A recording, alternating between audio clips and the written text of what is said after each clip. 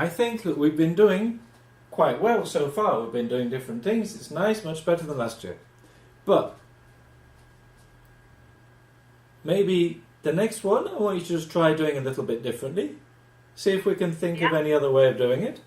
I'm not saying it has to be different, but, you know, we're just practicing. See what you can do. Give me an idea. Like what?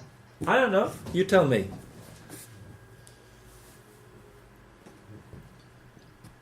Maybe you could do it more like you're thinking about what we're going to do. Rather than just you telling me. You're thinking, what are we going to do here? I have an idea. Listen, I'm going to tell you what we're going to do. Okay. You see what I mean?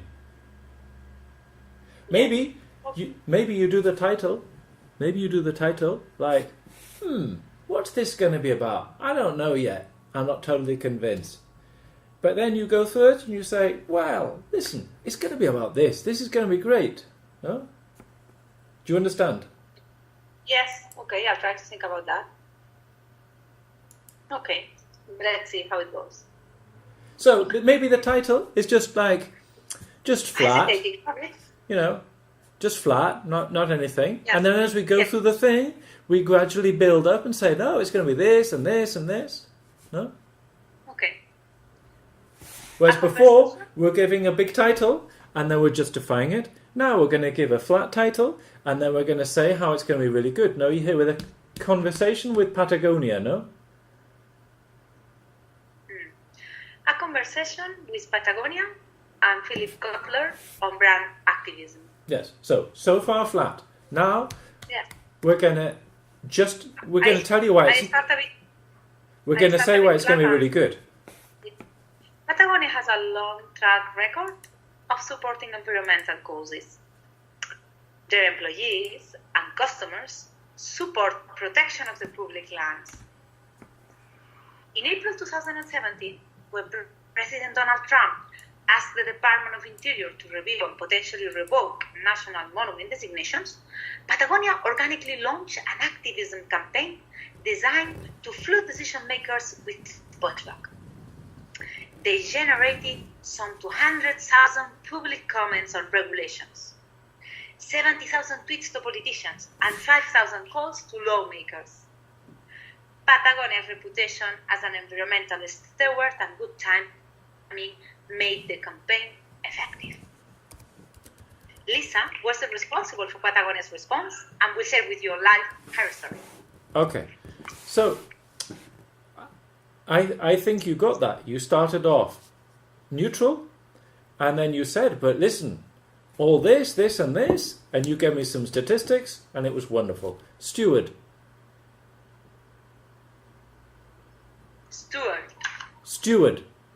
Lisa, Steward. Where is Steward? Steward. Environmental steward. Environmental steward.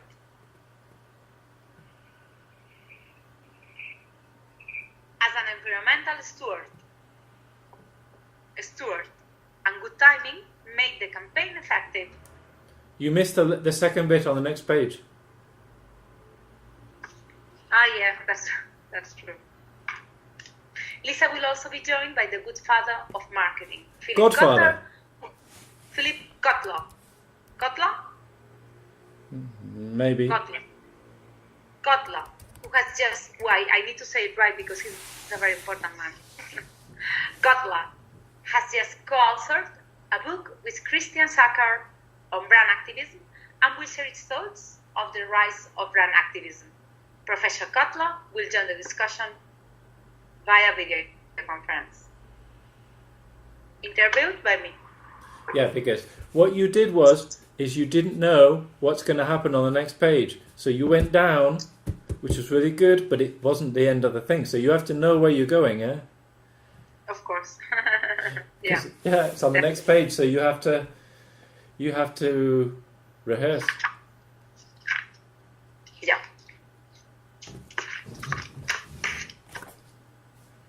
Okay, next one.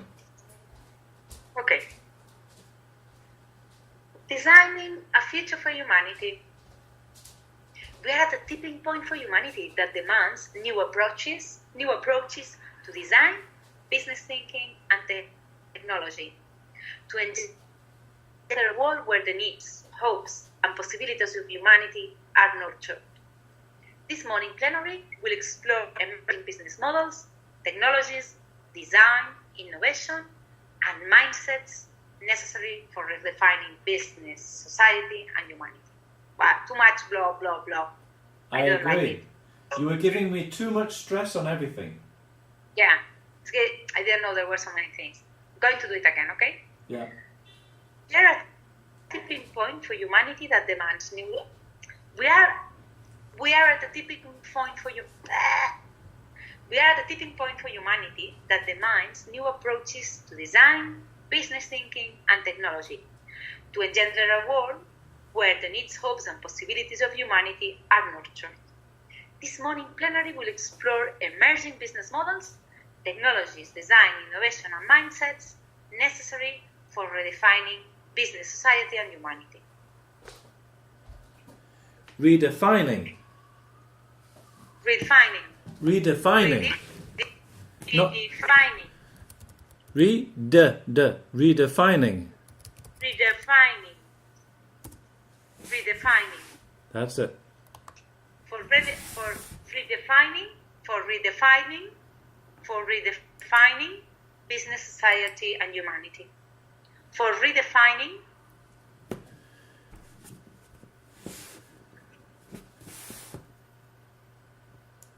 Okay. building sustainable innovation into the business model to improve lives. You split your shunk.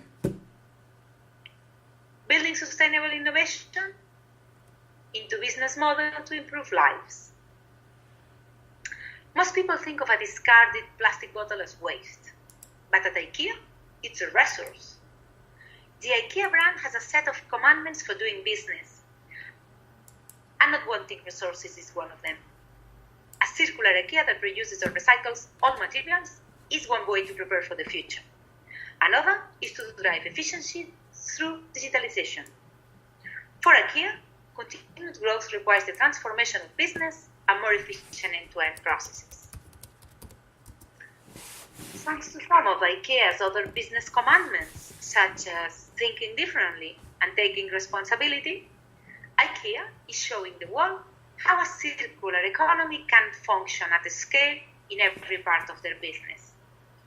In this innovative talk, Joanna shares IKEA's vision for the future and will explore their focus on life at home, which is empowering customers to generate their own energy and grow organic food. Okay. You missed the capital letters. IKEA, or focus No. on life. Life at home. Okay, life at home. Because it's an idea, it's a concept, it's like in inverted commas. It's not in focus on life at home, no. If you put it in capital letters, then it's some special campaign of theirs. No? Understand. And we'll explore their focus on life at home. On On? life at home. Imagine in inverted commas, on life at home. No? It's the thing, Life like a Coca-Cola special or whatever. Got it. Okay. Because the text is giving you these things. Yeah. Got it. Okay. Resource. Empowering a movement. Resource. Huh? Resource. Resource. That's it. Wait. Resource. And not wasting resources. Resources. Resources. That's it. Resources. The purpose of Fairphone is not to compete with others in the smartphone industry. Fairphone. The purpose of Fairphone. Fairphone. Fair. Air. Phone. Phone. Fairphone. Fairphone. Fairphone. Where's the stress? Fair. Fairphone. I don't know. It's on the fair. Fair. It's on the phone, I think. Yes. Fairphone. The purpose of Fairphone is not to compete with others in the smartphone industry, but to lead by example and collaborate to tackle program obsolescence of electronics and eliminate the use of conflict methods throughout the value chain. In this presentation, Didi will share how Fairphone is creating a movement of responsible consumers. What's a Fairphone? Fairphone is a super telephone, super cool. Do you have one? No, I don't. It's not easy to get one. They do limited editions and they always get sold out. It's super cool because if something is broken or something, you can just divide it into parts, and if something gets broken, you can get it. You can get the broken part repaired or replaced, so you don't need to put all the mobile in the bin. So it's super cool. Much better idea. Much better idea. Much better idea. And you have to see, because all the metals you use for this stuff basically are usually coming from conflict countries where you have bad guys creating wars just to have the minerals that are used in these telephones, no? So the majority of the components of a normal phone are coming from these countries. So basically they are called conflict minerals. And these guys, they ensure you that the metals are coming from other places, not from these countries. Yes. It's stupid to buy a whole new thing just because you want more RAM or a faster processor, or you want to change the screen or the whatever. You should just buy one Samsung, and every time you want to, they have a new chip or whatever, you just put the new chip in. You don't get rid of your old Canon camera. That's stupid. You should get the new sensor, put in the old camera, and just buy the sensor, not to buy a new camera. It's completely stupid that every 4 years you have to change the whole thing. No? Definitely. If you have a new computer, then you put in the new USB ports, and it's completely stupid. Definitely. But that's why they make money, because you have to buy a new phone. People buy a new phone like every 2 years and stupid things. Stupid. Oh, and every 6 months. Some people. I don't. But I don't. I have the same phone for like 4 years. It works. Who cares? But like Me too. Anyway, next one. Okay. Next one. Influencing better decisions through data visualizations and neuroscience. Okay. In American, it is data. In Data. English, Data. it's Data. No? in English it's data. Data. Through data. Data visualizations and neuroscience. As individuals, we play a very relevant role through our behavior to define how is our world. There are different ways to make us contribute negatively or positively to sustainability. In this unique presentation, we bring together a leading data scientist and a neuroscientist to explore what can be done to influence our actions and decisions to contribute to a better and more sustainable world. Okay. I like the way you went down at the end. There's just one problem with the English. It's in the first sentence. You tell me where the problem is. Liaison as individuals?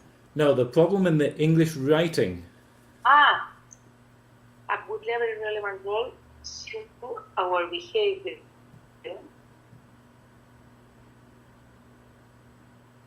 It needs a comma or something, no? And then we play a very relevant role through our behavior to define how is our, I don't know. As individuals, comma, we play a very relevant role through our, we play a very relevant role to define how is our world through our behavior, no? Okay. I think it would be better. No, that's not it. The problem is, if I say something that's a statement, I say the world is. And if I ask a question, I say how our world is, of course, sorry. is our world. So you have two choices. You have two choices. Either you ask a question. You say to define question, how is our world? Question. Or you say to define how our world is. Yeah. Clear. I see it. Sorry. Didn't realize. Yeah. Yeah. Got it. To define how is our world, or to define how our world is. That's it. So I'm going to skip the workshops and go for the rest, because maybe like this we'll have time to more or less finish.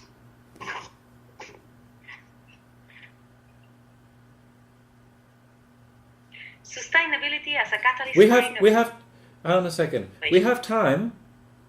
We have time. I need to finish at 3:30, Edward, because I have another thing at 4. Okay. So where are we now? To finish, don't worry. Where are we now? Where are we now? We are going to do after the workshops 12:30, end of the page 6. Sustainability as catalyst. Exactly. Okay. Just one second.